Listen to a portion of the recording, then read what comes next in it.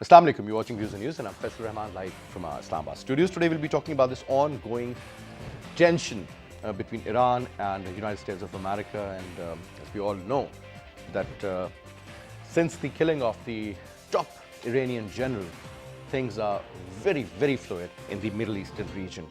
People are talking about the beginning of the Third World War. People are talking about some major aggressive move by the Americans. A lot of analysts believe that Iran is going to retaliate. The top military commanders, along with Mr. Khamenei, or if you talk about Mr. Jawad Zarif, they have said that they are waiting for the right moment and the right place. And this reaction from the Iranians would be most likely in the form of some military action. As we all know that the American forces are placed almost all around Iran, whether you talk about Qatar or Kuwait or Iraq or Saudi Arabia for that matter, even Afghanistan. So you can well imagine that the kind of fallout factor which we could witness in case of a war or a major escalation, Pakistan is definitely going to suffer. But before I introduce you to our panelists, we have prepared a report. Let's watch that, and after that we'll have the introduction and we'll continue our discussion. Tensions in the Middle East are growing with every passing second after the killing of Iranian General Qasem Soleimani in a US drone strike in Iraq last week. Iran has pledged severe revenge for the killing of Soleimani. Major General Hossein Dehghan, the military advisor to Iran's supreme leader, told CNN in an exclusive interview that Tehran's response will for sure be military. Iran would retaliate directly against the US military sites, the one said in the most specific and direct threat, yet by a senior Iranian official following the killing. In response to Iran's warnings, Trump has threatened to hit 52 Iranian sites, including cultural targets, if Tehran attacks Americans or the US assets. Tehran has also announced that it will no longer limit itself to the restrictions on uranium enrichment and research associated with nuclear operations set forth in 2015 by the Joint Comprehensive Plan of Action. Shah Mahmoud Qureshi told the Senate that we will not become part of any efforts to light a fire, nor will we allow our soil to be used against any other state. Later, Qureshi in the National Assembly, while highlighting the implications of the killing of Iranian commander in the US attack in Iraq, said we are constantly monitoring and assessing the situation. He further said a task force had been set up in the Foreign Office for keeping watch on the evolving situation on a day-to-day basis. On the other hand, international oil prices have surged above $70 per barrel. The latest gains followed by the threats between Washington and Tehran, bringing the pair closer to conflict and raising tensions between the US and Iran. However, this is pretty much clear the global economy is getting directly affected by the Middle East tensions. We have with us in our studio on my right is Ambassador Shahid M.G. Kyani Saab, Senior Diplomat, sir. Thank you very much. And we have with us Air Vice Marshal Retired Faiz Amir Saab. He's a Senior Analyst, sir. Thank you very much. And Shaukat Paracha Saab, who's a Senior Journalist and an anchor person. Thank you very much, Paracha, for taking out the time and being a part of the show. Now, sir, since there was a very comprehensive report, we do understand what is the update till now. Do you think, sir, there could be some serious retaliation from the Iranian side, which could lead into a full-fledged war, or maybe some sort of major escalation in the region, sir? First of all, let me at the outside state that the killing, the assassination of General Soleimani, according to international law and UN Charter, it violates both international law and UN Charter. Is it a war crime? It is absolutely. How? Look at first, the killing took place in Iraq, undermining the sovereignty of Iraq. Then killing, maybe even not from the regular forces, but the Al-Quds force, which was part of the That's an elite force. Elite force of Iran. Now, United States could have taken other recourse to restrain him, but the problem I think the Iranians have not been able to understand is, while I would say that this has to be condemned by all standards because it violates international law, the UN Charter, which gives sovereignty and forbids, you see, killing, judicial killing of such foreigners. The other way is said that since the coming of President Trump, the impulsive and reckless decisions which President Trump has taken many a times, I think the Iranians should have taken note of that. Now, what has happened is that at this time, sir, if you look at even the superpowers do not have the luxury of going out and intervening in country. Look at the 19 years in Afghanistan, total lost, $1 trillion down the road, and people started questioning in the US Congress. And this will be a very big subject of... Over $6 trillion have been spent in wars. Yeah. During the last almost 30 years this will by be, the Americans. So this will be a big subject of discussion during the 2020, the election campaign for the US presidency. The other thing is, sir, that what the Iranians have done, I think, is that since the ouster of Shah in 79 till today, the Iranian people themselves have suffered of 4 decades of sanctions. The Iranian people who would like to travel, because it's a rich country, you know, relatively rich, better than so many other countries, oil-producing country. They cannot send their children for education. They cannot travel abroad because of these sanctions. Now, these, in my opinion, I think the Iranians' leadership should have thought over this thing, because look at their hands in Yemen, in Syria, in Iraq. Now, sir, isn't it the name of the game now, sir? They have to look after their own interests also. No. Looking at their own interest, competing with the United States as a superpower, and looking after the interest of their own people. Looking after their own interests is far better. Their policies should have, for example, the signing of the nuclear agreement, I think, was a very wise step by the Iranians. And who is to be blamed for that? I agree. It is the Americans who blame. But the European countries have, by and large, have kept their word.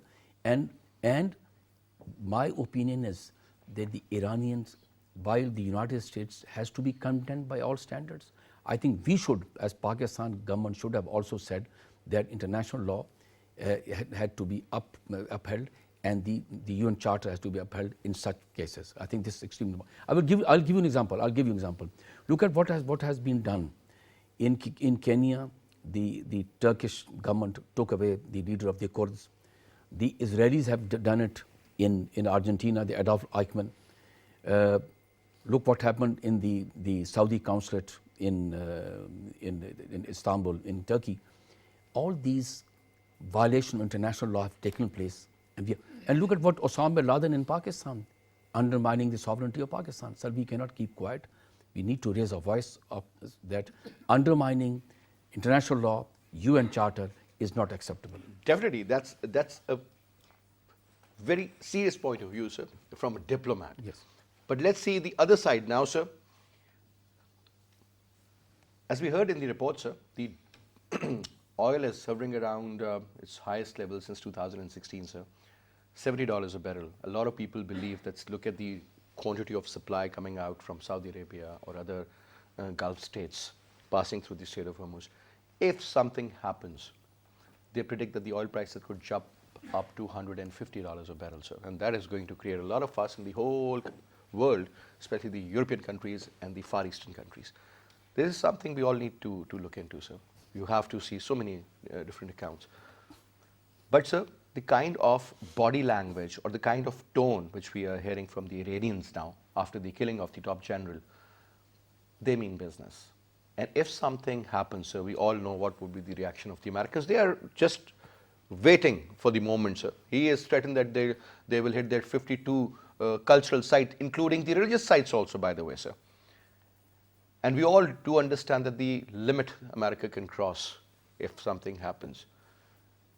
Obviously, they have a full supporting lobby of the Israelis there, so working on this particular push that, you know, they should go.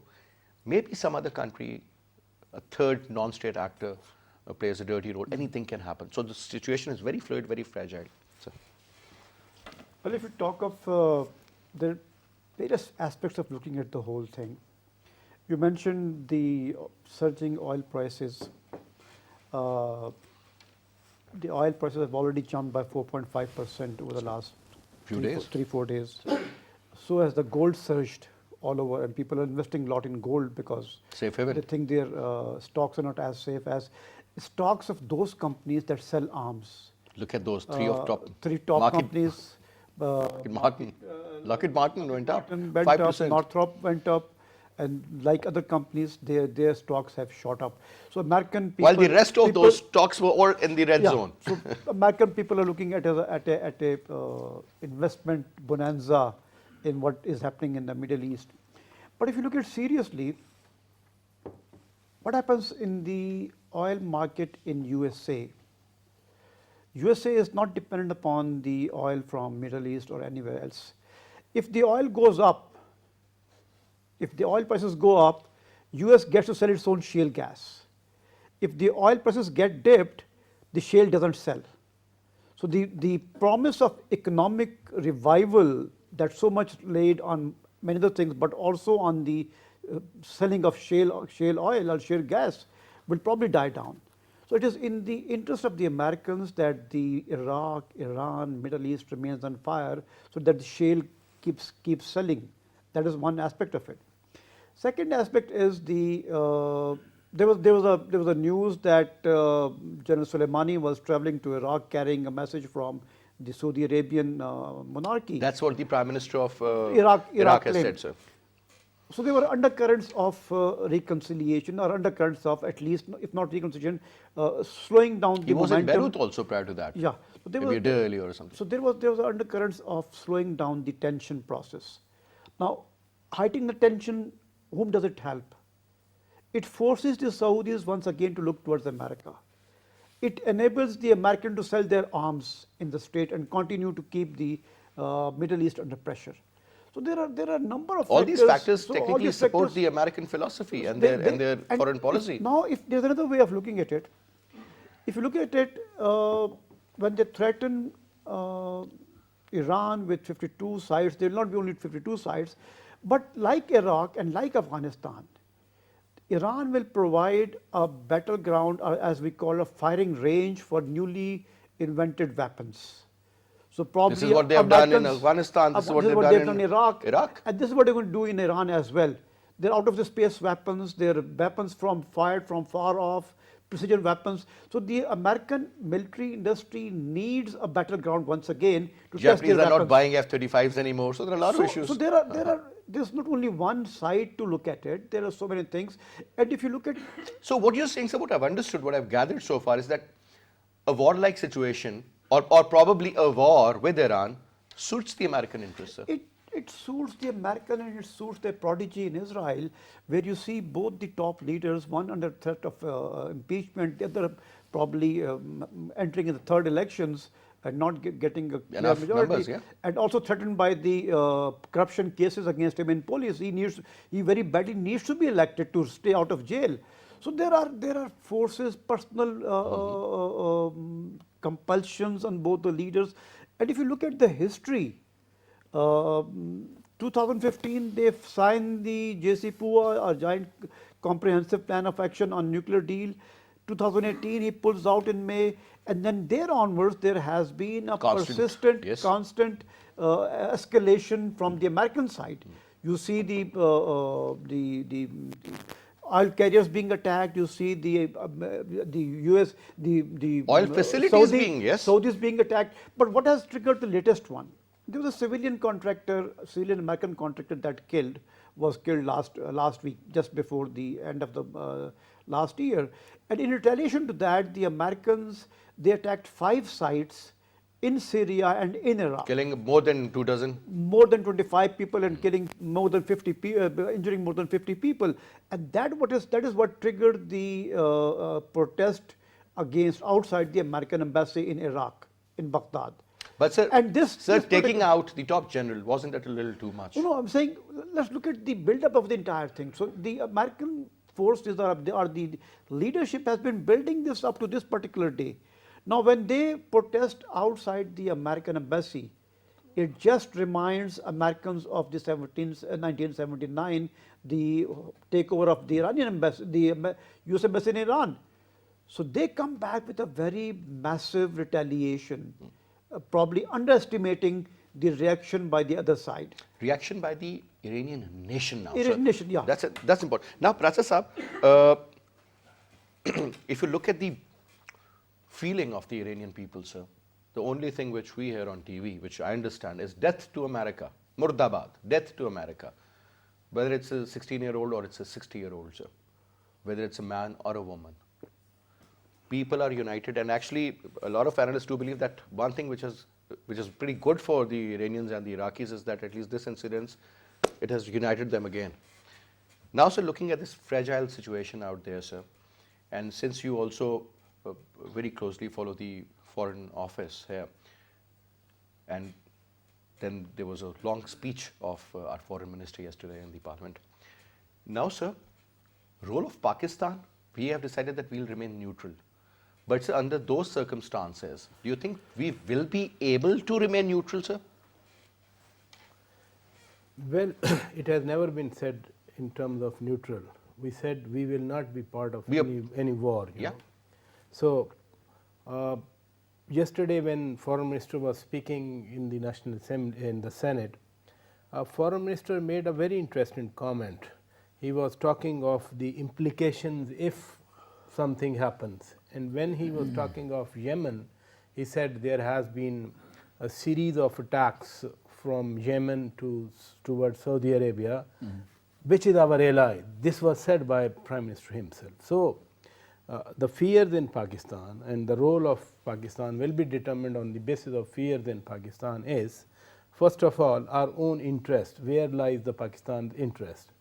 If, for example, as you are giving a very gloomy picture of war impending over there in this region, then trust me, as it will affect Iran or as it will affect Middle East, it will equally affect Pakistan in the same disastrous way. Not only that we are situated in this region, rather look at the number of Pakistani expatriates who are in the Middle East. Yeah. You know what they are sending back, $16 billion Remittances? of remittances, yes. You know, and these remittances are the highest source of national income. I think that's the backbone currently, sir. That's on the basis of that we are running our economy, you know. And then thirdly, you know, we as a Pakistani society, we are in a very strange manner that we have very emotional alignments, whatever we have, whether it comes to pro-Iranian sentiment, whether it comes to anti-American sentiments, whether it comes to pro-Saudi sentiments, you know, we are very emotional.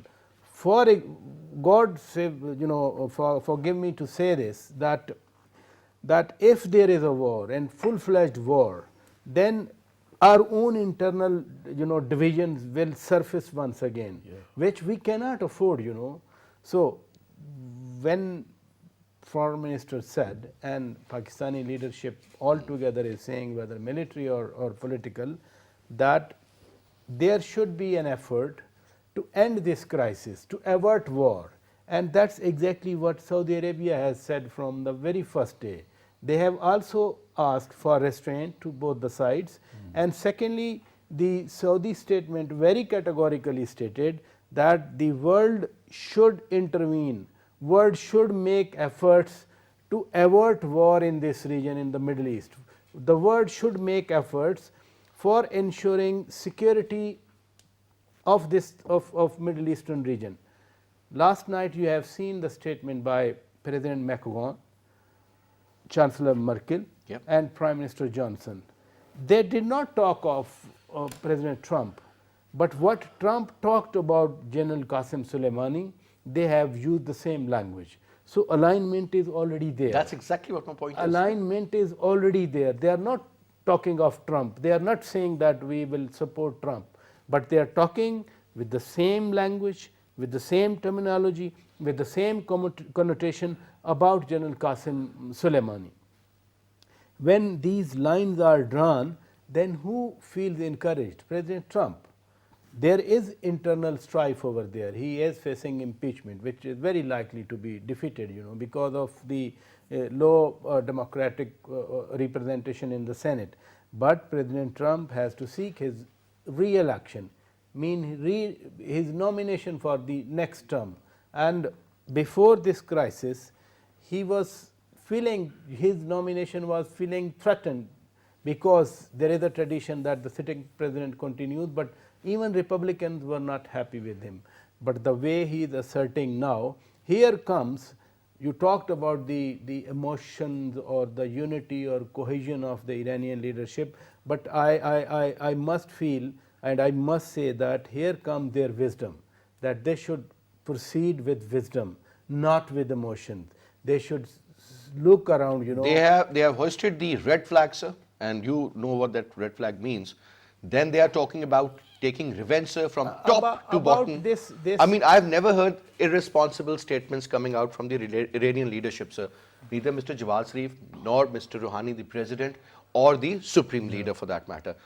Sir, they were crying, and I do understand this could be emotional. That's what I'm saying, that wisdom or sanity, that is the right course of future discourse for the Iranians, because wherever the Americans went, they just destroyed.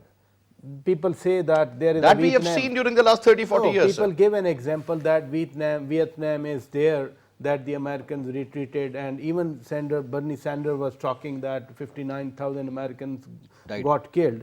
But what they left in Vietnam is still trying to recover from that great loss, you know. And Iraq, Afghanistan, Syria, and for that matter Libya we have seen. So everyone, including Pakistan, they must make efforts. They must try that war is averted. There should not be any outbreak of the war. Then comes, you know, the surroundings of Iran. Is a maxim, you know, that whenever there is a confrontation between the United States and the Iranians, the bill has to be paid by the poor Arab countries, you know. That again you saw 3,000 soldiers, they were again sent to the Middle East, you know. Who will be paying for them? Saudis. So the burden will be on the Middle East, burden will be on the Arab nations, and consequent burden will be on us, Even if the war breaks out between two sovereign countries, US and Iran, the bill technically will be paid by the Saudis or the I mean, royal burden families will of be. the UAE. Burden will be. What I'm saying, yeah. The consequences. They'll have to face the music, sir, at the end of the day. consequences, the worst consequences will be for this region. I'm saying equally the Arab world, the Middle East will face the consequence. This region, Pakistan itself, will have to bear the loss, you know. Trust me, there are whether we serious are in a implications. state to sort of take that kind of pressure or not, that's another That's question. what I'm saying. Now, sir, two things. In one of these statements, our foreign minister also mentioned about the possibility and about a very high probability of a false flag operation, could be along the line of control, or maybe in some other part of Kashmir, or maybe Gilgit, Baltistan. The way they have added these two areas in their own maps, sir, I don't know why we are not properly talking about it and raising this concern, sir. This is just like, you know, adding some part of India and Pakistan. He believes that if something happens in the Middle East, in the wake of that, the media is, you know, covering certain top issues. I still remember that that footage when one of the CNN anchor was saying, well, the skies of Baghdad are illuminating. Remember, sir? So we don't want to see the skies of Tehran illuminating this time, sir. As a Muslim, as a Pakistani, sir, nobody wants bloodshed, sir. Now, the wisdom is basically to curtail, to basically try to avert and make sure that the ongoing tension should be diffused to whatever level. Region can play a role, neighboring countries can play a role, and Russia and China can play a very, very important role. Are you seeing that happening, sir? Because for some reason, strong suggestive statements are not coming out yet. Raja Saab's analysis was spot on. The tyranny of geography, you know, puts a lot of, you know, pressure on Pakistan, because anything goes wrong in Iran will have a spillover effect on us. For example, the refugees, I'm just talking about it, forget the other ones. The 3 million Afghan refugees still in Pakistan, they have not gone back the last 4 decades. And then you have the Iranian refugees coming inside, because if the Americans use a little more muscle, which I doubt they will, because they have... You really doubt they will? I have my doubt. I'll tell you why. They already sent a message to Iran. If you look at the message was, this person, General Soleimani, is symbolic, you know. he was somebody who stood up to the United States in all the 3-4 countries, Syria, Yemen, this thing. And I think the Americans have sent a very negative message, I would say. Again, I say to you, it has to be condemned, violating UN Charter and the international law. But what has happened is that the Iranians have outstretched themselves, stretched a little too far. These intervention in other countries, sir, is a luxury of the superpowers. Even those are being limited. And I tell you, there's these difficulties. The Iranians should have realized that getting into Syria, into Iraq, into Yemen is not in the interest of the Iranian people. The Iranian people, again I say, sir, have suffered enough in the last 4 decades. They need a relief.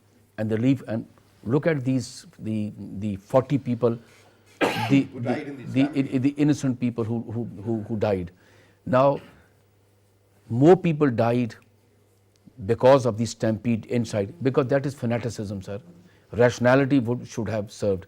Now, sir, unfortunately, let me just say to you, in all the third world countries, people use these slogans and these mournings and all the slogans to divert the attention of the difficulties with the government, with the people face, and the government are unable to find any solution to that. But having said that, I think China and Russia, who have given a very muted response to this thing instead of condemning it, I think they can play a very vital role, and Pakistan too can play a vital role. Because if Pakistan, say, but Paraja Saab has given another dimension, as he says that the foreign minister, I think he said that that we are an ally of the United States, of Saudi Arabia. Well, because with our economic difficulties, we have no other choice. I think we need to, stay and seem to be visibly neutral in this thing. Because I'll tell you, as a friend of Saudi Arabia and UAE, these are small Gulf countries. They are very vulnerable. I think sanity should prevail. If UAE and Saudi Arabia have not supported the United States or remain neutral or are asking for sanity to prevail, I think that is very wise. Because, sir, if something happens, it's not only going to remain till Iran. But UAE and Saudi Arabia will surely. But I tell you, in this whole see game, the worst part from it. In this whole game, the country which is now very vulnerable is Israel. I can tell you very frankly, because I have seen these YouTubes and I've seen the Israeli newspapers, crying horse that something great has happened. I think it makes Israel much more vulnerable to Iranian or Iranian supported, some sort of action, which will undermine Iran more than these Gulf countries. I can tell you very frankly. Obviously, sir, one thing is for sure, Iran is not Iraq, and Iran is a huge country. But I think, and Americans are also playing with fire. Maybe they have that kind of a firepower. They can just go after anybody. Let me say to you, United Nations Secretary General, China and Russia can play a very vital role in diffusing this. The point is that they should because come it doesn't up with some sort of a clear agenda. Let's hope. I mean, few countries can set. Things are moving very. Things are moving very fast. Because basically, sir, if something happens, this is going to wrap up everything. Absolutely. Even the European countries. Absolutely. I mean, you talk about economy. I mean, people are talking about a global recession also. Now, sir, I'll just come back on that, sir.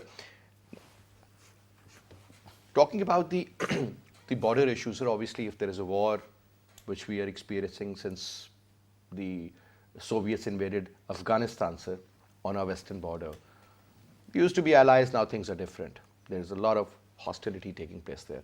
Eastern border, we don't need to talk much. You exactly know what is going on out there, sir. A third, basically, area, sir, that is with the Iranians. It's a porous border, as we all know, sir. A lot has been happening there as well. I remember, sir, right after the killing of General Qasim Soleimani, Richard Amrit, for some reason, is still stuck in my mind. So I talk about Mr. Mike Pompeo. Because that was a similar kind of situation, somehow or the other. So, sir, I hope that's not the case, because obviously a lot of people believe that they did talk about the overall region and everything. But, sir, Pakistan, again, is going to play a very vital role. Obviously, we have said that our soil is not going to be used. That was the statement the next day by DG ISPR. Do you think, sir, Pakistan could fall into some sort of a situation where we want to play neutral, as I earlier asked also, but can we play neutral, sir? Looking at the overall economic situation, the issues regarding Kashmir for that matter, sir, the ongoing tension at the highest optimum level with the Indians. And maybe you never know. I'm talking about the false flag operation, sir. There is a threat of that also. If you look at the larger canvas, in the last about 30 years, you see Lebanon in turmoil, being destroyed, Iraq being destroyed, Syria being annihilated, Iran, when Iran is under attack, obviously Iran and the GCC countries would suffer at the same time. The only bastion in this particular region will be left with Pakistan. So the next target is Pakistan. Let me state it very clearly. Sir, I wish you would have said it earlier, because this is No, what I wanted you to talk about. I have been saying this in the last 5 years, Yeah. that when you look at the crescent that starts from Lebanon to Pakistan, it has been moving, inching towards Pakistan. So we lost hundreds of thousands of lives in Lebanon, Syria, Iraq, under various regimes in the United States, whether these are under sanctions or whether these are under the military operations. And then we have seen people of Iran suffering. Somehow there has been attempts to change regimes in all these countries, so that these countries, wherever there's a modicum of stability, they get into chaos. Those tries have been in Pakistan as well, and I think I will state very clearly that the only Muslim country that has nuclear weapons is not the last target. It's the Even first so, target. if you remember when Donald Trump took charge during his first term 3 years ago, I remember there was this question put to him, and he said, "Well, we'll use India to counter Pakistan." India. So he has a very clear-cut idea that India is a country, and the way they have given them support, whether in the form of technology or intelligence sharing or military aid, and the list goes on and on and on. And that means, and now they're offering them that you can make F-21s, and Lockheed Martin's going to open up a plant. And I mean, what I'm saying is that they really want them to exercise that kind of a role, which the Americans really want them to have. But Pakistan is the only problem, most likely, sir. If we are the problem, then we need to be taken out from their perspective. So whatever overtures are being made from the US by either allowing the IMF or other easing out the FATF, Mr. Trump cannot change his spots. Look at his original thinking, where he has been anti-Muslim throughout his life, and more so during the tenure of his first 2 years of his Absolutely. Look at Jared Kushner, his son-in-law. Look at Mr. Netanyahu. Look at Mr. Modi. These are the people who are avowed anti-Muslim leaders, fascist leaders that the world is facing these days. So under these leaders, you should not expect that they will spare Pakistan.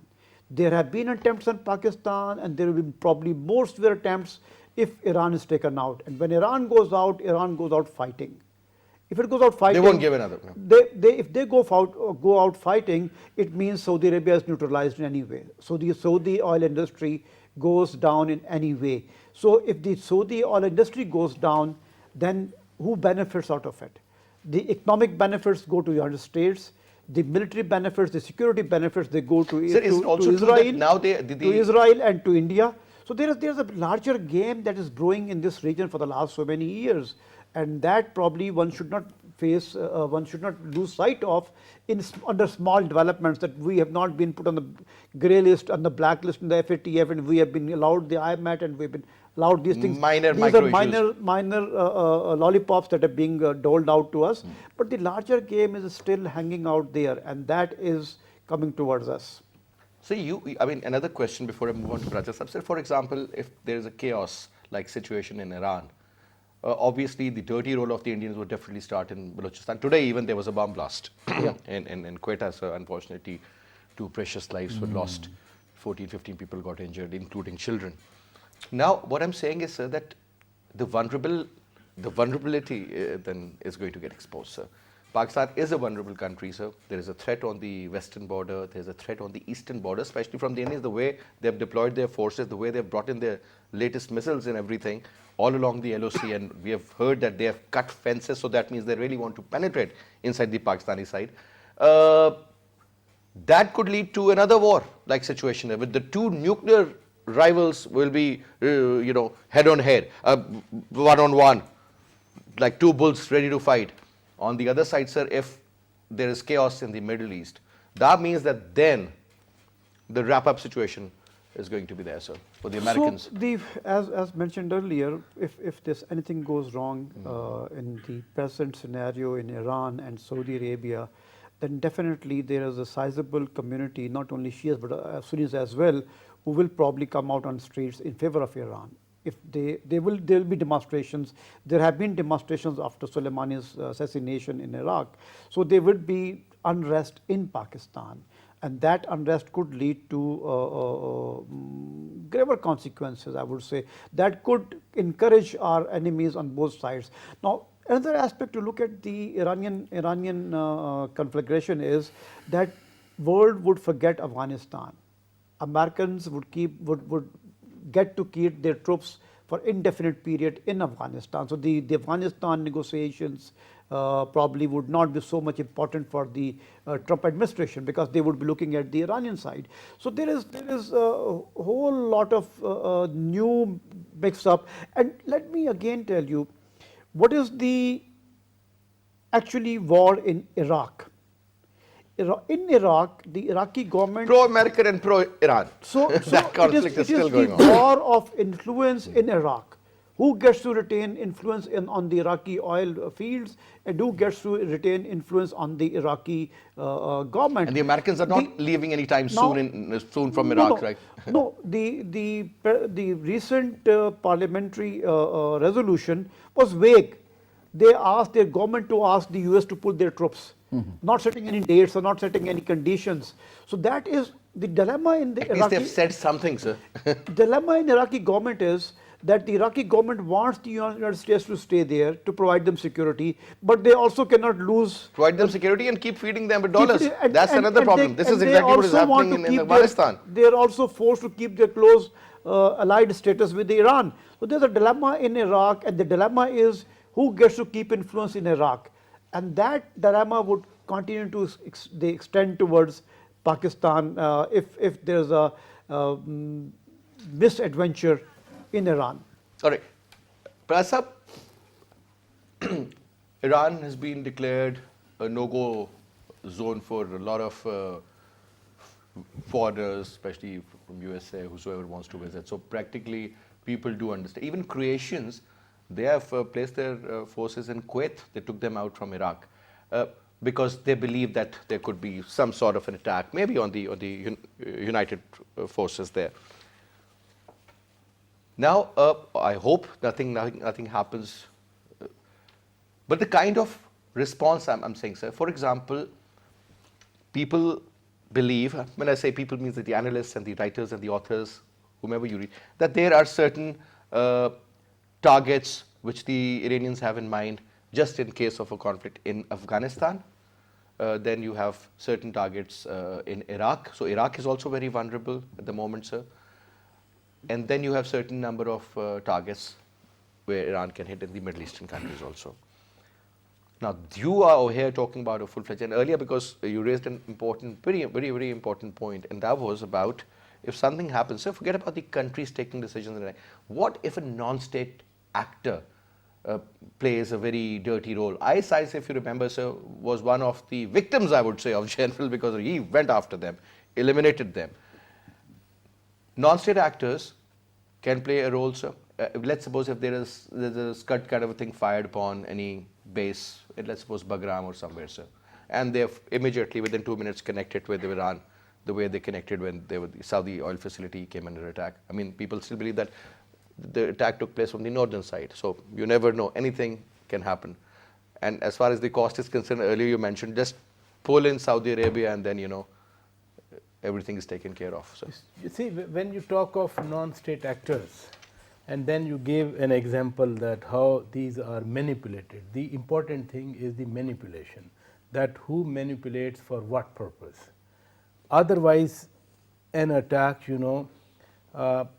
cannot trigger something which could be at such a massive level until there is an intent of manipulation, that you try to take advantage of such a situation. Explosion which is on a exactly- convoy, American convoy, for exactly, example, even if they're not exactly. getting out, some number 2, number 3 And this diplomat is killed, for example. And this is being feared. And this aspect was also addressed by Foreign Minister last night in his address to the nation.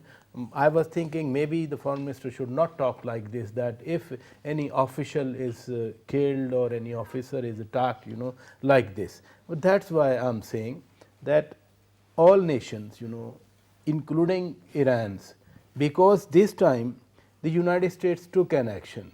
This obviously is being talked that Iranian will give a reaction, What reaction then, and That's how, a $1 million question. And how United States will react, because President Trump, the kind of person he is threatening that we have a beautiful equipment that is hovering around, that it will give a lesson to everyone, Then he is also talking to Congress that no need for an official notification to you. My tweet is Take good these enough. Tweets, they are enough, So he has made up his mind, because again the domestic compulsion, again the pressure from domestic political scenario, and he is trying to pull out from there. And even in Iran, you have seen last month there were riots, Yeah. So the Almost cohesion, 200 plus people got killed. the cohesion that you are talking, this cohesion is also, because of this recent phenomenon, this event, which is the killing of General Qasim Soleimani. When domestic compulsion here and domestic compulsion there, I mean the United States of America, if they are to drive the course of action between the two countries, then potential of threat remains. But this could also be possible, that could be a low-lying, hostile engagement instead of a full-fledged war, because never forget that the economy in Iran is, the riots were because of the economic scenario. Then sanctions are there. People are getting hard to buy, things, daily use things, you see. Many factors, but again I will say the global powers which are of this region, United States is not of this region. What is Russia? Part of this region. It's immediate neighborhood, China, neighborhood. Asia primarily. Asia, Japan on the other side of the rim, they must, come up, and they come up with certain things that could, well, the loss cannot be recovered, whatever happened with the killing of. Can't change the past, sir. But at least, the Iranians should feel that their national prestige, their national honor, which was hurt, it has been upheld. Who would be responding from the other side? Again, you will trust President Trump. Again, the decision has to be taken by an executive which is headed by President Trump. The situation is very tricky. Yeah. The situation is very sensitive, and that's why it has attracted a lot of concern from all over the world.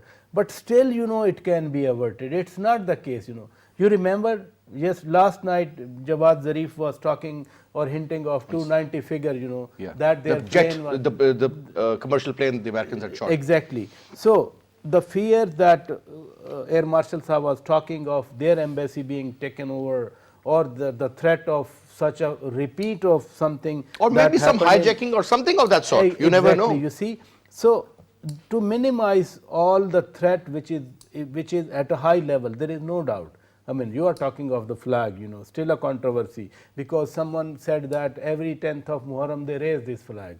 Maybe it's a flag for, and then Basically, the person who told me is a very hardcore Iranian person. They said this is hoisted symbol of revenge. Symbol of revenge. Yeah, you are right, And then, the slogan which were raised, obviously when a dead body is there, when blood is there, emotions are high. With the passage of time, let's see, but the whole thing will depend how Iran responds. So this means that the next week is really important.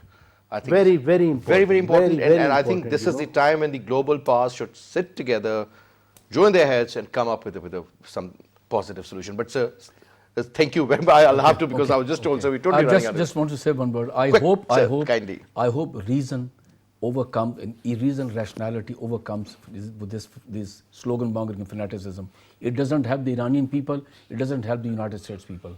So I think rationality. It's about should humanity. prevail. So I think it is very important to sort of think, wait, and wisdom should prevail at the end of the day. So thank you very much. Prasa, was a pleasure. And that's all we have for this. I'll see you tomorrow, inshallah. Till then, you take good care. Allah Hafiz.